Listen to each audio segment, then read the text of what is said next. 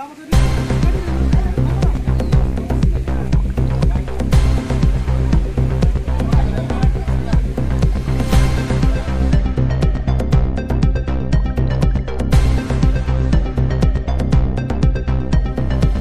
পুলিশের কাছে একটা খবর আছে যে এখানে সুরজিৎ দেববর্মা ওনার বাড়িতে একটা প্রোগ্রাম চলছিল মন কি বাত। ওই প্রোগ্রামে কিছু দুষ্কৃতী এসে 30-40 জনের মতো দুষ্কৃতী এসে বাড়ির সামনে কিছু বাইক ছিল যারা মন কি বাত প্রোগ্রাম দেখছিল, তাদের বাইকগুলি ড্যামেজ করেছে আর দুটো গাড়ি ছিল ওদের ড্যামেজ করেছে আর 3-4 জনকে আহত করেছে।